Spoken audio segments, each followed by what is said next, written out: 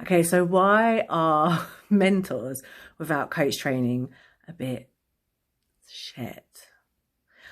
I will tell you.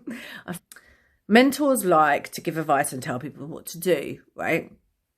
The problem is that who you are and the context that you're in and the reality of the steps that you're going to take and how that looks in implementation are always different, right?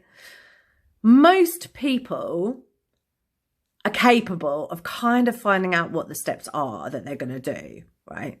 Most of the time, it's not that they want to be told what to do. It's they want accountability, for example, or it's that they've got some kind of block that they're not admitting to, and they want someone to just kind of do the thinking, feeling, and processing for them, and basically like put it into their heads and get them through their blocks, right?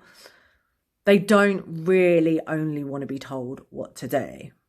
And when somebody comes along and they're only telling you what to do, they tend to be, again, like narrowly focused, right? Because they're not listening to what's really going on for you, what the specific details of your context are, who you are, how you show up, what your superpowers are, the highest value in you that people are going to buy into, right? Which is always going to be different from the highest value in other people, right? There's so much alchemy that goes on in that stuff that, yes, having the steps, but the magic is just not going to be there, right? And when you learn coaching skills, you learn to really deeply listen to what's going on with someone. And this is the difference between a mentor who's like, I can't get these bastards to do what I'm telling them, and a mentor where they're actually, actually doing it. Most of the time it's because they're a really good coach as well. So they're bridging that gap between this is what you do and this is actually that you are going to do this and you are going to sprinkle that magic on it too. And that's why I find that mentors who are a bit like, well, I just want to tell them what to do and then they'll do. It's like, yeah, but that doesn't work, does it? Because the only reason that people ever do anything we tell them to do is when it's already landing, is when they already know, yeah, that's right for me. And most of the time, when there are blocks, it's like, okay, something's in the way of you really thinking that this is right for you. And it could be that it is to do with,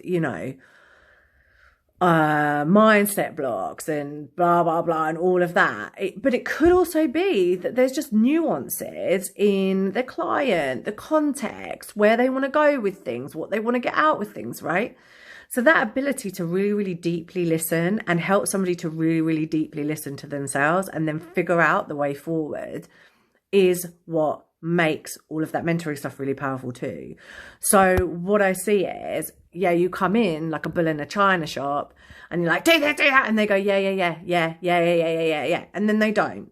Or they do, and it works for a little bit, but then they get to a level where it's not working anymore because it's not authentic and it's not really embedded into who they are and it's not integrated. It's just what they've got from the outside, right? So if you want integration, if you want it to really be what's right for someone, if you want that person to be able to be responsive to their circumstances and move forward in the best way, then you need to coach them, not just mentor them. And that is why sometimes mentors without coaching skills are a bit shit, because they just try and give you a blueprint, stick it on you, and then they're like, it's not working because it's not being brought to life, right? So you've got to breathe life and magic. That's what coaching does. Hope that helps, bye.